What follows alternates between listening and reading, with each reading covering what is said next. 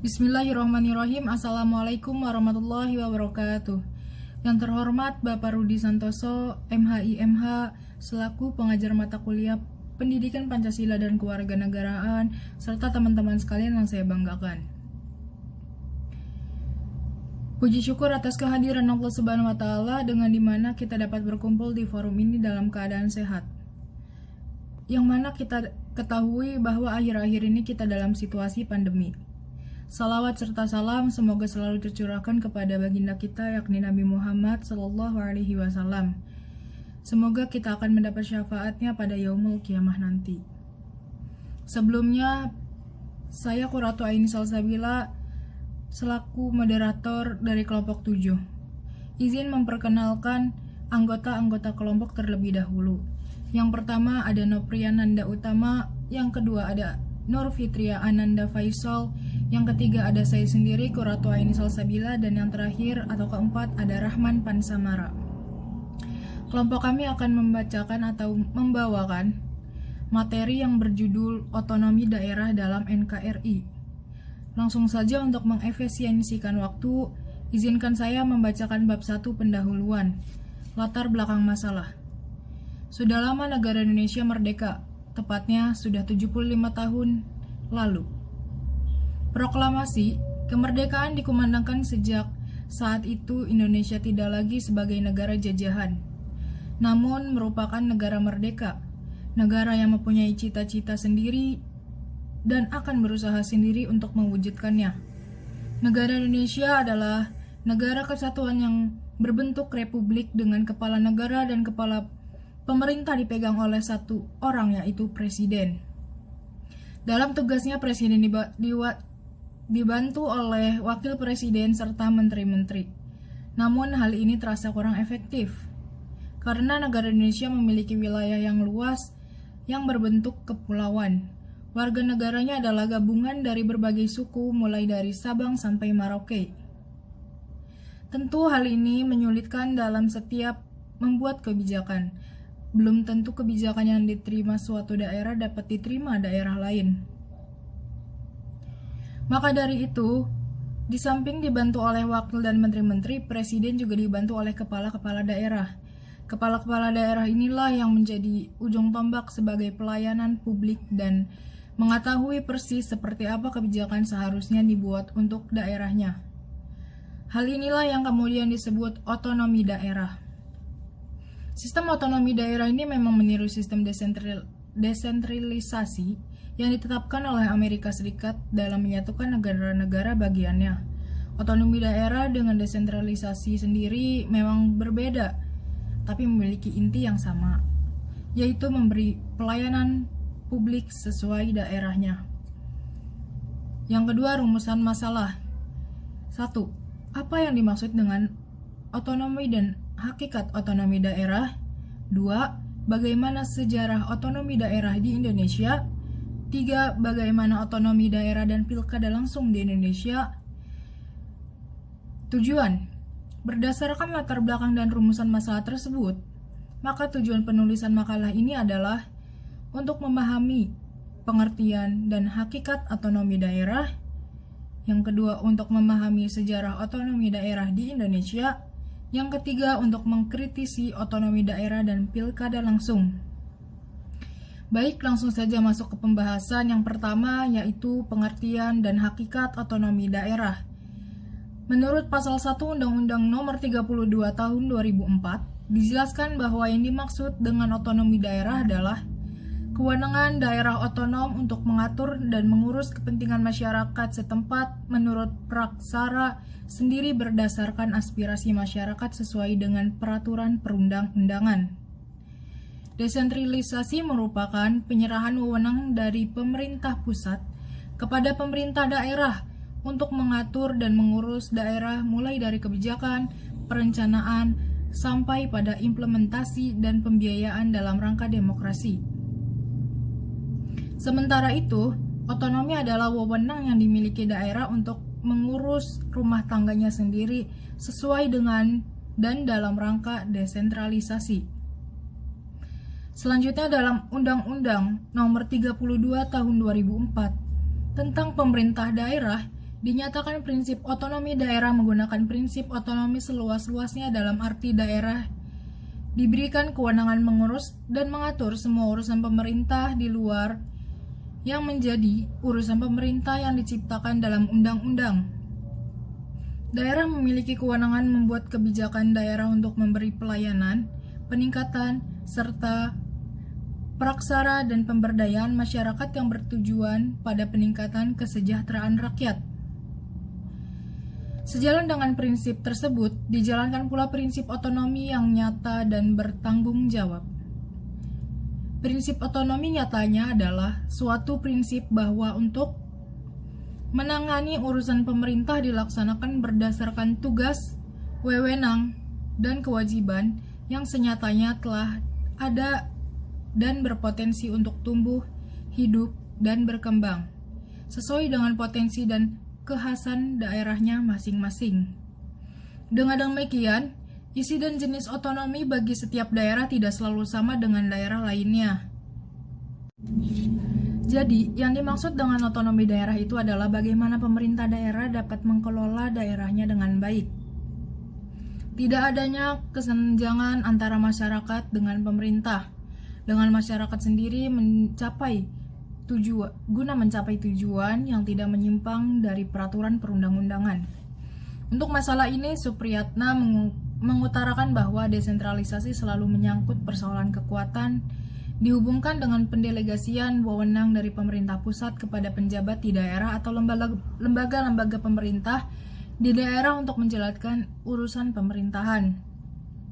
Diungkapkan lebih lanjut bahwa bentuk-bentuk desentralisasi dalam praktiknya itu dibagi menjadi 4, yakni ada 1. Dekonsentrasi, kedua devolusi, ketiga delegasi, dan yang terakhir atau yang keempat privatisasi.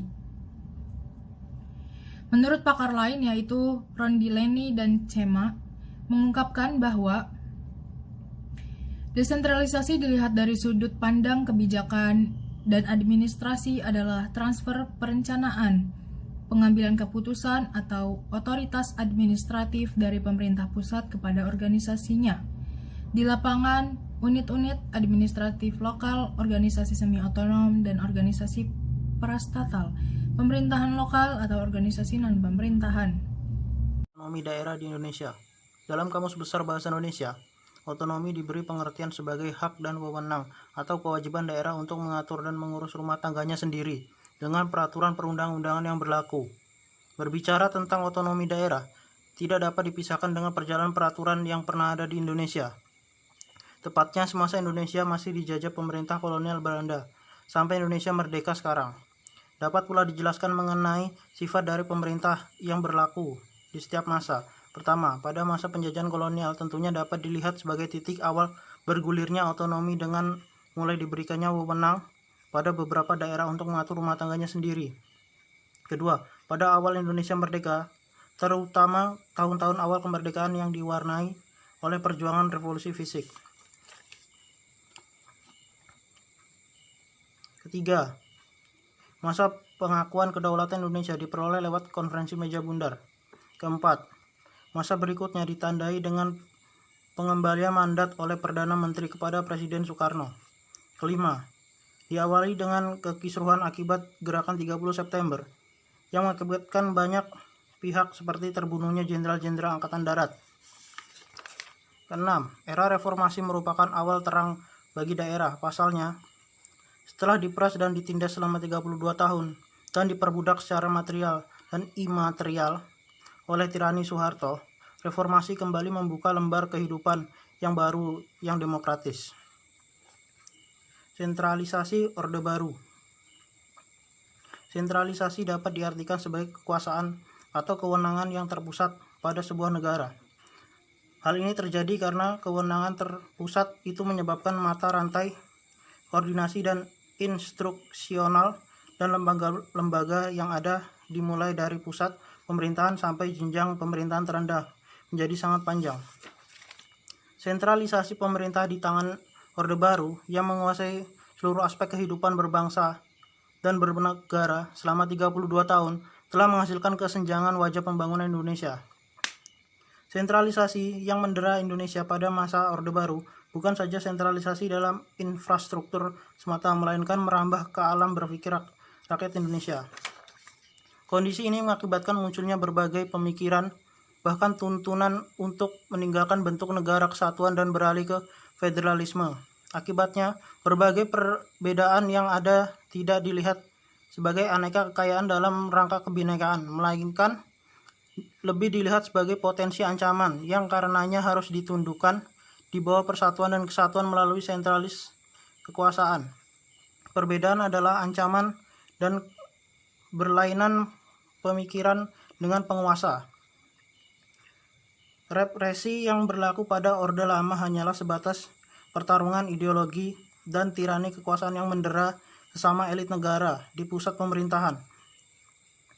Namun, pada era Orde Baru, kebrutalan kapitalisme dan tirani pembangunan yang paling merasakan dampak adalah rakyat secara langsung. Bahkan untuk rakyat Indonesia, anggota Angkatan Bersenjata Republik Indonesia merupakan warga kelas istimewa di tengah rakyat Indonesia secara keseluruhan. Kembalinya desentralisasi Indonesia. Desentralisasi adalah pendelegasian wewenang dalam membuat keputusan dan kebijakan kepada manajer atau orang-orang pada level bawah pada suatu organisasi. Nilai-nilai desentralisasi bahkan dapat dilihat sebagai sistem yang dipakai oleh kerajaan-kerajaan Nusantara dahulu kala.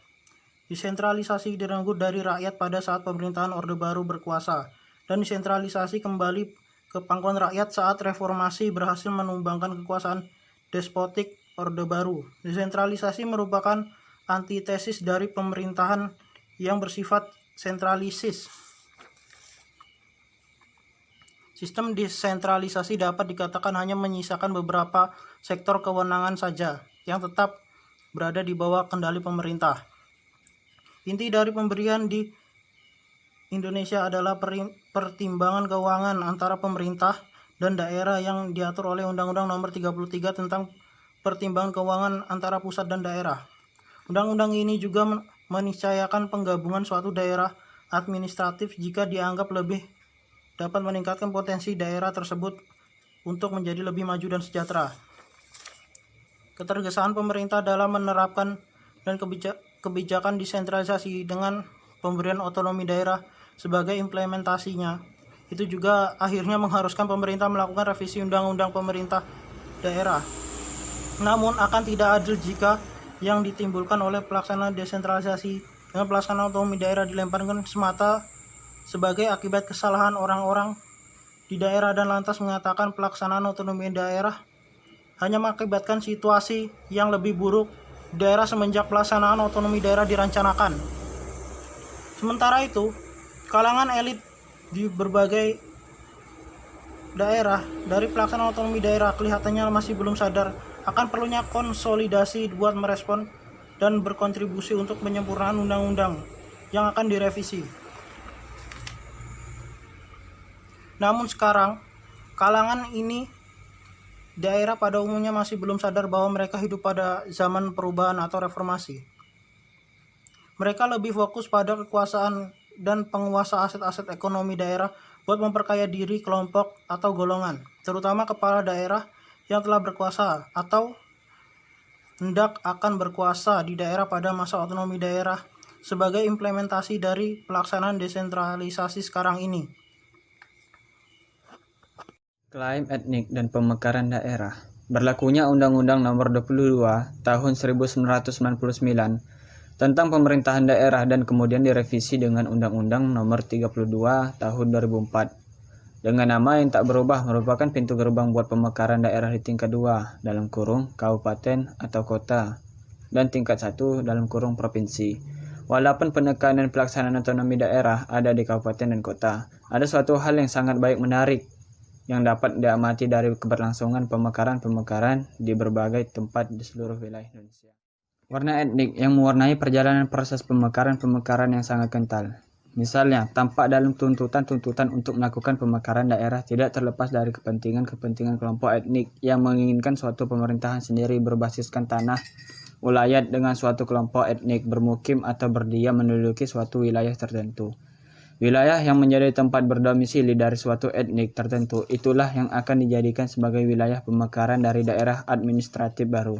Sebagai contoh, di Sumatera Utara dapat dilihat pemekaran kabupaten dari daerah hasil pemekarannya, Kabupaten Pak-Pak Barat.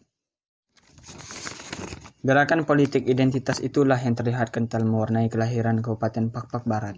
Bahkan untuk kasus pemekaran daerah yang terjadi di Provinsi Sumatera Utara, terjadi suatu hal yang menarik, yaitu gerakan pemekaran bercirikan identitas etnik. Ternyata tidak semata-mata berlangsung pada suatu antar kelompok etnik yang berbeda semata, melainkan juga berlangsung di dalam satu etnik yang sama. Artinya, gerakan politik identitas yang bercirikan etnik ini merupakan pertarungan atau persaingan antar kelompok subetnik. Seperti diketahui, Kabupaten Tapanuli Utara merupakan tanah induk dari orang beretnik Batak Toba dan mayoritas beragama Kristen.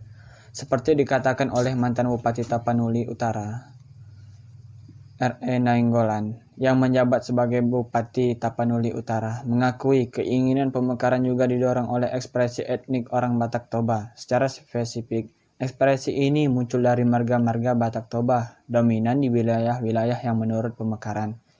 Secara khusus, marga-marga tersebut mendiami teritori tertentu, seperti Pulau Samosir, Humbang, Sarula, hingga Rura Selindung. Lembah Selindung, kini dikenal dengan nama Tarutung. Selain hubungan yang demokratis di antara marga-marga itu, dahulu konflik antar marga bisa berupa berebutan wilayah. Tapanuli Selatan juga tak luput dan proses pemekaran yang bercorak warna etnik. Kabupaten Tapanuli Selatan dihuni oleh dua kelompok mayoritas subetnik Batak, yaitu Batak Mandailing dan Batak Angkola.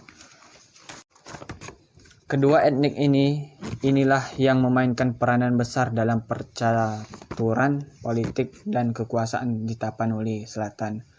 Kini, Kabupaten Tapanuli Selatan telah memekarkan diri menjadi 5 kabupaten dan kota, yakni Kabupaten Tapanuli Selatan (induk), Kabupaten Mandailing Natal, Kota Padang Sidempuan, Kabupaten Padang Lawas, dan Kabupaten Padang Lawas Utara. Kabupaten Mandailing Natal merupakan kabupaten yang pertama kali dimekarkan di Tapanuli Selatan, yaitu pada tahun 1999 bersama dengan Kabupaten Toba Samosir. Kemudian rangkaian pemekaran yang terjadi di Tapanuli Selatan juga turut mencitrakan keberadaan persaingan dan antar kelompok etnik yang sama, Batak Angkola, yang hampir serupa dengan yang terjadi di Tapanuli Utara. Sekali lagi, maka dapat dikatakan Sumatera Utara sebagai provinsi dengan tingkat persentase pemekaran yang tertinggi di Indonesia. Sangat kental dipengaruhi warna ekspresi identitas dalam kelangsungan pemekaran daerah yang ada baik di tingkat kabupaten maupun provinsi. Seperti diketahui, wacana pemekaran Provinsi Sumatera Utara telah melahirkan nama-nama bakal provinsi baru tersebut, yaitu Provinsi Tapanuli, Provinsi Sumatera Tenggara, Provinsi Asahan Labuan Batu, dan Provinsi Nias. Tentu ekspresi etnik bukanlah salah satunya alasan dimunculkan untuk berlangsungnya suatu pemekaran daerah. Bila kita elaborasi alasan-alasan itu, akan muncul hal-hal berikut. Pertama, infrastruktur pembangunan yang minim merupakan alasan yang kerap disampaikan dan dipublikasikan konkretnya. Sarana-sarana atau fasilitas kesehatan (posyandu, puskesmas, dan rumah sakit), dan pendidikan publik (SD, SMP, SMA, hingga SMK dari berbagai bidang. Masih terbatas infrastruktur pendukung sehatnya perekonomian seperti jalan, jembatan, irigasi, dan bendungan buat pertanian juga merupakan alasan yang sering disampaikan sebagai alasan untuk menjawab persoalan-persoalan mengenai rendahnya kuantitas dan kualitas sarana publik yang sangat dibutuhkan masyarakat di daerah tersebut. Kedua, Assalamualaikum warahmatullahi wabarakatuh. Perkenalkan, nama saya Nur Fitria Ananda Faisal dari kelompok 7 dengan NPM 2021020264. Di sini saya akan meneruskan penjelasan dari kelompok saya. Otonomi daerah dan pilkada. Pilkada adalah pemilihan umum kepala daerah dan calon kepala daerah yang diusulkan oleh parpol atau partai politik dan perseorangan. Kepala daerah dan wakil kepala daerah di sini mencakup 1. Gubernur dan wakil gubernur untuk provinsi. Yang kedua, bupati dan wakil bupati untuk kabupaten. Yang ketiga, wali kota dan wakil wali kota untuk kota. Pilkada sendiri mempunyai dasar hukum, yaitu 1. Undang-Undang Nomor 32 tentang Pemerintah Daerah dan Penjelasan Pemerintahan Daerah. Yang kedua, Peraturan Pemerintahan Nomor 17 tentang perubahan atas peraturan pemerintah. Yang ketiga, Nomor 6 Tahun 2005 tentang pemilihan, pengesahan, pengangkatan, dan pemberhentian kepala dan wakil kepala daerah. Yang keempat, Peraturan Pemerintahan pengganti Undang-Undang Nomor 3 tentang Perpu Nomor 3 Tahun 2005. Pilkada atau pemilihan kepala daerah merupakan sebuah pemilihan yang dilakukan secara langsung oleh para penduduk setempat yang telah memenuhi persyaratan. Sejarah pilkada sendiri ialah sebelum tahun 2005, kepala daerah dan wakil kepala daerah ini dipilih oleh para Dewan Perwakilan Rakyat. Sejak telah berlakunya Undang-Undang Nomor 32 Tahun 2004 tentang berlakunya kepala daerah yang dipilih langsung oleh rakyat melalui pemilihan pilkada. Pertama kali pilkada dilakukan pada tahun 2005 pada bulan Juni. Adapun syarat kepala daerah dan wakil kepala daerah antara lain 1. Bertakwa kepada Tuhan Yang Maha Esa. 2. Setia kepada Pancasila sebagai dasar negara, Undang-Undang Dasar Negara Republik Indonesia tahun 1945, menciptakan cita-cita proklamasi kemerdekaan 17 Agustus 1945, dan kepada Negara Kesatuan Republik Indonesia. Yang ketiga, telah mengikuti uji publik. Dan ada pula manfaat dari pilkada, antara lain 1. Pilkada ditujukan sebagai perwujudan kedaulatan rakyat serta menunjukkan demokrasi terletak di tangan rakyat. Yang kedua, rakyat dapat menentukan wakil yang akan mengatur jalannya pemerintahan. 3. Pilkada sebagai sarana pemimpin politik dalam memperoleh legitimasi. Sekian yang dapat saya sampaikan. Jika ada salah-salah kata mohon dimaafkan. Saya akhiri. Wassalamualaikum warahmatullahi wabarakatuh. Kesimpulan dari makalah ini ialah otonomi daerah adalah kewenangan dan kewajiban daerah otonom untuk membuat sistem pengaturan dan harus dapat mengurus pemerintahan dan permasalahan kepentingan masyarakat sesuai Undang-Undang Dasar. Untuk dapat membangun dan mengurus daerah otonom, maka APDB akan disesuaikan dengan pendapatan pemerintahan setempat. Jadi otonomi daerah saat ini belum mencapai target dikarenakan sistem politik di Indonesia memang belum mengatur dengan baik tentang ketentuan-ketentuan yang sifatnya permanen. Terima kasih. Saya akhiri. Wassalamualaikum warahmatullahi wabarakatuh. Sekiranya itu saja materi yang dapat kami sampaikan, kurang lebihnya mohon maaf. Wabillahi taufiq wal hidayah. Wassalamualaikum warahmatullahi wabarakatuh.